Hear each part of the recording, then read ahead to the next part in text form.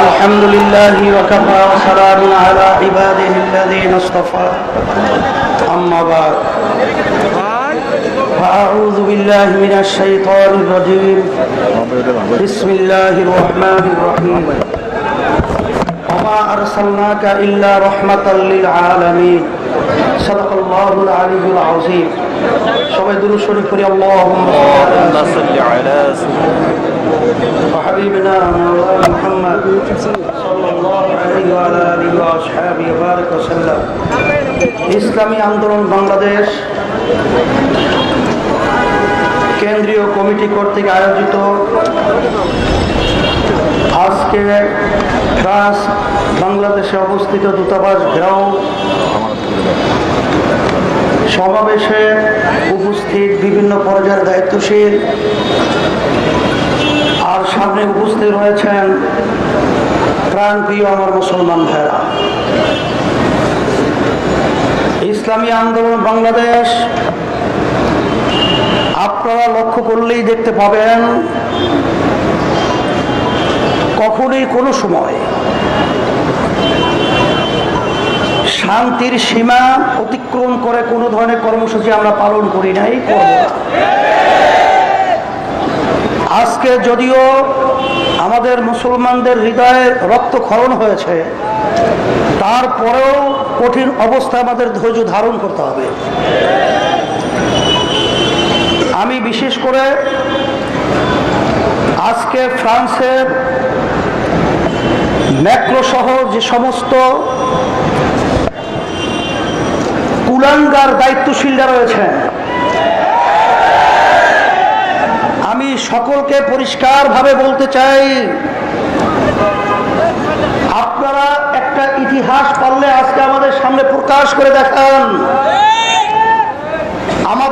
আপনাদের ধর্মীয় কোনো নেতা বা আপনাদের কোনো ধর্মীয় কোনো অনুষ্ঠান সহ আপনাদের বিভিন্ন পর্যায়ে ধর্মীয় কার্যক্রমের উপরে মুসলমানরা কোনোদিন কোনো ব্যঙ্গচিত্র সহ বিভিন্ন ধরনের আচরণ করেছে, এরকম ইতিহাস তামাম দুনিয়ার ভিতরে মুসলমানদের থেকে নাই।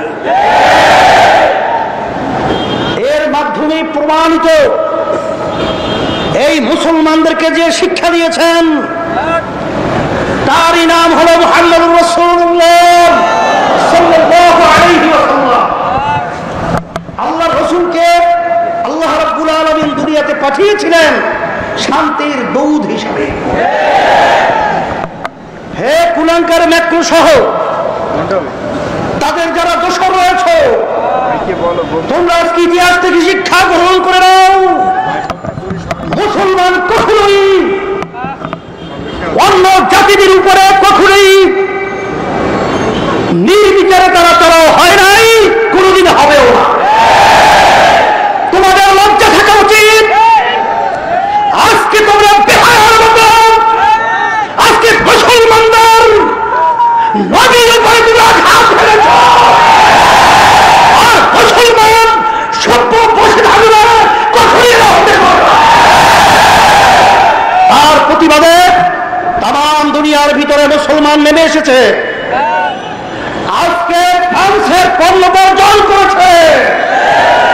আজকে আমরা এই সমাবেশ থেকে ঘোষণা করছি, হে তাম দুনিয়ার মুসলমান, অসভ্যদের পণ্য বর্জনের মাধ্যমে ওদেরকে উচিত শিক্ষা সাথে সাথে আজকে যারা জাতিসংঘ রয়েছে, জাতিসংঘ প্রতিষ্ঠিত হয়েছে শান্তির লক্ষ্যে। আজকে যারা শান্তিকে বিঘ্নিত ঘটায়, আজকে যারা দুনিয়ার ভিতরে সুন্দর পরিবেশকে অশান্ত করে তোলে, তাদের ব্যাপারে দৃষ্টান্তমূলক শাস্তির ব্যবস্থা আইন আপনার পাস করতে হবে। পাশেই ওআইসিকে আমি বলবো, বিশেষ করে মহাসচিবটি রয়েছেন, আপনাকে আমাদের অন্তরস্থল থেকে অসংখ্য ধন্যবাদ জানাই। আপনারা যে বক্তব্য রেখেছেন, ম্যাক্রোর মাথা খারাপ হয়ে গেছে, মানসিক ডাক্তার দেখানো উচিত। আমরা আপনার সঙ্গে বক্তব্যে ঐক্যমত পোষণ করে ওকে মানসিক ডাক্তার দেখিয়ে বিচারে কাঠগড়ায় নিয়ে আসা উচিত।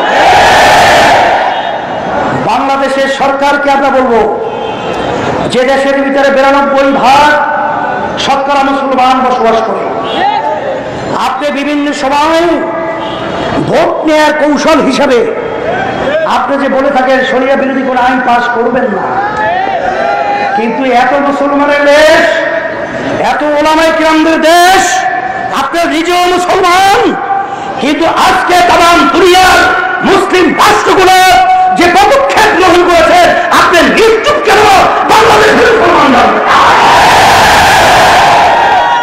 আমরা পরিষ্কার ভাবে বলছি, আর কৌশল করে মুসলমানদেরকে আর হোলি খেলার মতো আর পণ্য হিসেবে ব্যবহার করা যাবে না। মুসলমান আপনাদের অবস্থান বুঝে ফেলেছে। আপনারা শুধুমাত্র ধোঁকা দিয়ে মুসলমানদেরকে উপরে উপরে সন্তুষ্ট রাখবেন, আর ভিতরে মুসলমানদের বিরুদ্ধে আপনাদের বিভিন্ন কায়দায় পাশের বন্ধুদের মনোরঞ্জন খুশি করবেন। এটা বাংলায় চলতে পারে না।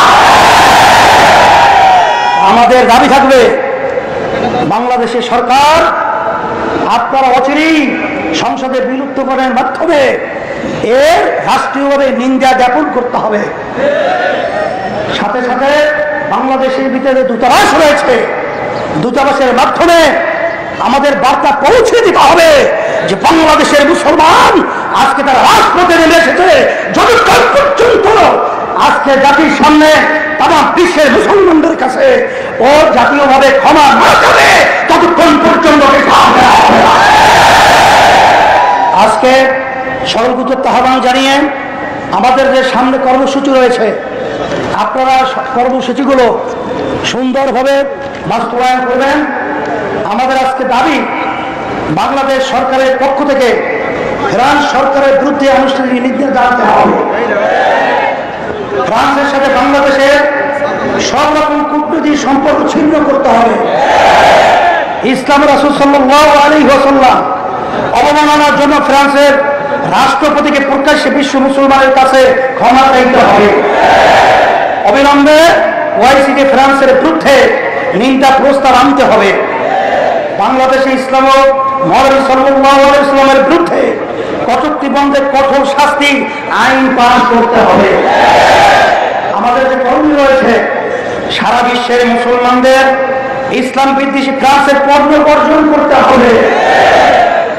বিশ্ব মুসলিম নেতা এবং সাধারণ মুসলমানদেরকে ফ্রান্সের বিরুদ্ধে প্রতিবাদ বিক্ষোভ অব্যাহত রাখতে হবে। যে সমস্ত মুসলিম রাষ্ট্রপ্রধান ইতিমধ্যে ফ্রান্সের বিরুদ্ধে সাহসী বক্তব্য নিন্দা জানিয়েছেন এবং ফ্রান্সের পণ্য বর্জনের ডাক দিয়েছেন, তাদেরকে ধন্যবাদ জানাই। আমরা তার সঙ্গে ঐক্যমত প্রকাশ করছি। যে সমস্ত এখন কর্মসূচি আগামী 29 অক্টোবর বৃহস্পতিবার সারা দেশে জেলা ও মহানগরে বিক্ষোভ কর্মসূচি পালিত হবে ইনশাআল্লাহ। এখন 13 তারিখে আমাদের ভোলাই করে আজকে বাংলাদেশের ভিতরে যে শেখ মুজিবুর রহমানের যে মূর্তি যে নির্মাণ করার যে সিদ্ধান্ত সরকার নিয়েছে, তার প্রতিবাদে ওখানে আমরা সমাবেশ দেখেছি ওলামায়ে কেরামদের আহ্বানে। আমরা সবাই ওখানে উপস্থিত থাকবেন 13 তারিখে। আপনাদের সকল সময় আজকে আলোচনা শেষ করছি।